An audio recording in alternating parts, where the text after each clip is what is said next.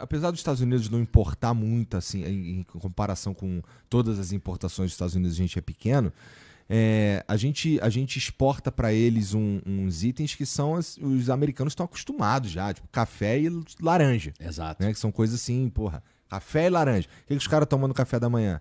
Ou café, suco de laranja. Sim, né? padrão. Então, Consumo gigante. no mínimo, eu suponho que o preço desses produtos aí vai aumentar para os caras ali. Pode dar uma... Por volta dos 50% também. tem né? isso também. Porque o cara ele vai segurar, vai morrer nele. Nunca vi isso. Né? Que nem a taxa da brusinha lá. Não, estamos taxando é a plataforma. Mas quem paga é a gente, Quem compra, né? Então, fico pensando se isso também não atrapalha o próprio governo Trump. O que tu acha que tá passando pela cabeça dele, cara? Cara, aí assim, eu vou para um cenário mais curupira aqui agora, tá? Eu avisei que é curupira. Não, mas já te perguntei essa Existe esperando o interesse uma do resposta. Trump de quebrar os Estados Unidos também, pô. Ele tem um interesse. Ele falou isso no início do governo. Ele falou, se o Jerome Powell, que é o diretor do Banco Central americano, não baixar a taxa de juros, a gente vai criar uma recessão para ele ser obrigado a baixar. Olha a maluquice do raciocínio. Então, isso já estava sendo falado antes da posse dele. Depois da eleição, ano passado, a galera estava falando, Trump vai querer dar uma quebradinha nos Estados Unidos para poder dar uma volta por cima e fazer o famoso pump and dump, né? Que é você joga lá no lixo, compra tudo barato e depois joga para cima de novo. Parece que tem uma estratégia dessa. Por quê? Os caras têm trilhões de dívida americana para pagar. E a estratégia deles para pagar a dívida é criar uma recessão global, fazer com que o maior detentor de dívida americana hoje, que é o Japão, eles sejam... O Japão é o maior detentor, o segundo é a China. Então, fosse a China. O Japão tem muito título da dívida americana. Aí o que acontece? Se você tiver uma escassez de dólar, que é nos finanças eles chamam de teoria do milkshake do dólar. É quando os Estados Unidos tomam algumas medidas que fazem com que os dólares voltem para os Estados Unidos. Por exemplo, um cenário de incerteza global, os caras tiram o dinheiro de países emergentes, com medo do país quebrar, e mandam o dinheiro de volta para os Estados Unidos. Quem estava com dinheiro investido em moedas de países emergentes, volta para o dólar, né? A galera corre para o Porto Seguro. Então, isso é a famosa teoria do milkshake do dólar, que é como se você sugasse o dólar num canudo, né? Então, sugando o dólar e você tendo nessa instabilidade um aumento do petróleo, e o petróleo ainda, em grande parte, é comprado com dólar, né? O famoso petrodólar é isso. O mundo inteiro tem que primeiro comprar o dólar para depois comprar o petróleo. E o Japão não é autossuficiente em petróleo, e a economia japonesa é muito sensível à questão do petróleo. A economia japonesa já está fragilizada, porque no Japão tem um negócio chamado, que o mundo faz a partir da economia japonesa, que é o carry trade. Carry trade é quando o Japão tinha juros zero.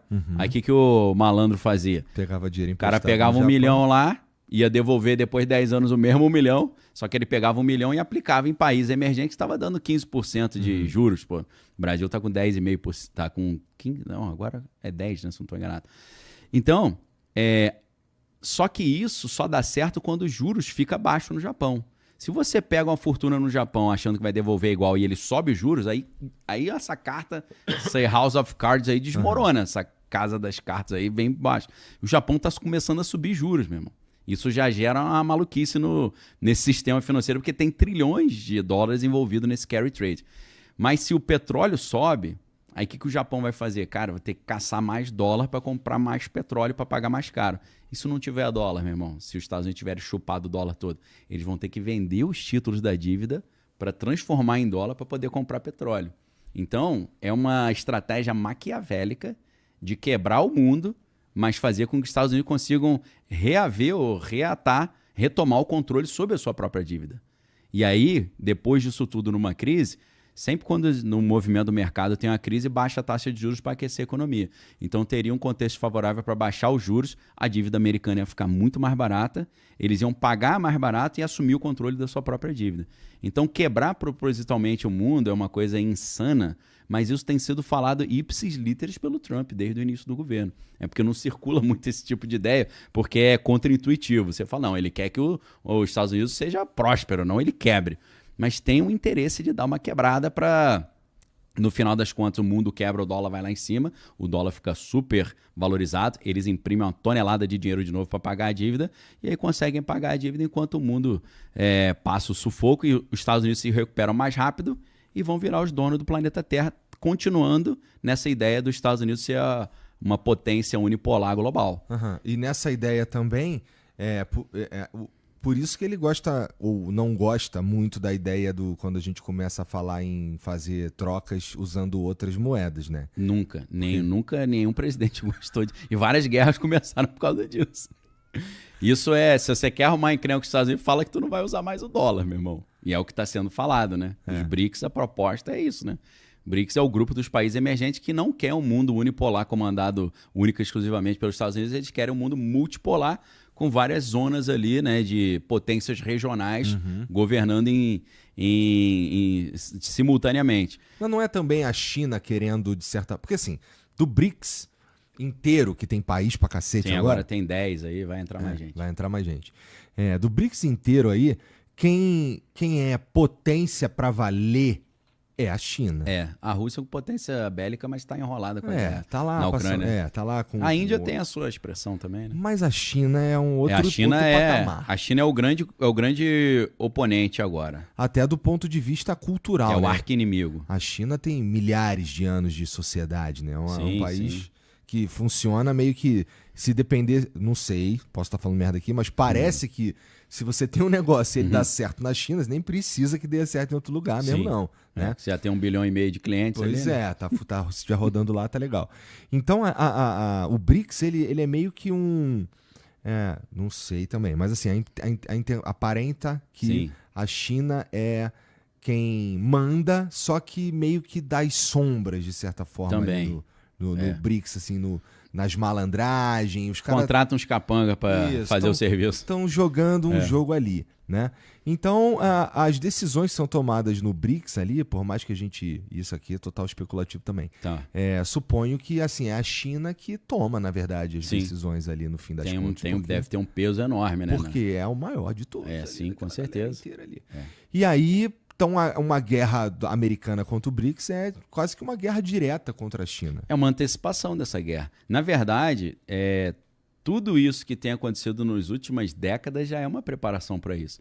Porque esses planos geopolíticos, assim, para você programar uma guerra com a China, impedir a China de ser a nova potência global, conforme um grande investidor como Ray Dalio profetiza isso, no livro Princípios para uma Ordem Mundial em Transformação, que é um tijolo, mas tem um videozinho legal, né, um resumo. Qual é o racional? O racional é o seguinte: para a gente impedir a China de ser uma potência global, racional do Pentágono, né? Dos planos lá da cúpula americana, a gente tem que, antes de eu brigar com a China, eu tenho que tirar de cena a Rússia e depois eu tiro de cena os amigos do Oriente Médio. Eu preciso tirar a Rússia e o Irã de cena, para depois os Estados Unidos partirem para cima da Rússia da China e a China não tenha nenhum amigo para ajudar. Então, nós estamos vendo isso ser desenrolado já há muitos anos. Porque essa guerra que está tendo entre Ucrânia e Rússia, na verdade, os primeiros momentos disso é em 2003. Ela se esquenta em 2013 com o movimento da Praça Maidan, o Euromaidan, que a galera começou a reclamar contra o presidente, falando... Porque o que estava acontecendo é o seguinte: um presidente amigo da Rússia ganhava, os Estados Unidos derrubavam o cara. Aí... o amigo dos Estados Unidos estava no poder, a Rússia derrubava o cara. Aí ficava essa dança das cadeiras, né? Teve uma hora que aí o angu azedou, virou um conflito. E acontece isso agora. Então, o que a gente está vendo acontecer na Rússia, principalmente de 2013 para cá, já é a preparação de envolver a Rússia num atoleiro para tirar os caras de cena. O cara chegar e falar: pô, China, tô enroladaço aqui na Ucrânia, não vou poder te ajudar agora não, meu irmão. E aí agora é a fase 2. A fase 2 é tirar o Irã. Então, devagarinho, depois do 7 de outubro, a gente vai vendo esse novo mapa do Oriente Médio sendo formado. Então, eu acho que a etapa 1 já rolou, ou está rolando ainda. A 2 começa agora para chegar na 3. O objetivo é sempre pegar a China mesmo. E nesse sentido, então, a gente não pode esperar um fim do conflito Rússia e Ucrânia tão cedo, né? Se isso daí estiver de fato rolando. Tipo, precisa que a Rússia invista... seus recursos na guerra. Gaste tudo ali. Exato. Para estar fraca, né? Daqui a um tempinho. Porque assim, mesmo que se a guerra acabar daqui a uns 2, 3 anos, a Rússia vai estar fragilizada do ponto de vista econômico. Com certeza. Né? Então, acho que a estratégia é essa: botar a Rússia no atoleiro, depois botar o Oriente Médio no atoleiro também, ou fazer troca de regime, Porque sempre que eles falam assim, a gente não quer trocar o regime iraniano, mas é exatamente o que eles querem. É sempre o inverso do que está sendo falado, né? Então, a ideia é essa, tirar o Irã, tirar a Rússia para poder partir para a China. E isso tudo que a gente está vendo acontecer já é a preparação desse cenário. É claro que partir para cima da China, o Ocidente partir, isso significa a Terceira Guerra Mundial, literalmente. Talvez seja esse fato, entre outros, que tem levado os bilionários a já fazer os seus bunkers ou querer morar em Marte, né? Porque eles já sabem que está na agenda essa encrenca. Alguns apontam aí para 2030, 2032. Eu não sei como é que está na agendinha lá do pessoal do Pentágono, mas tá para essa época. Então a galera tá correndo atrás aí do que dá para curtir antes da zebra chegar, né?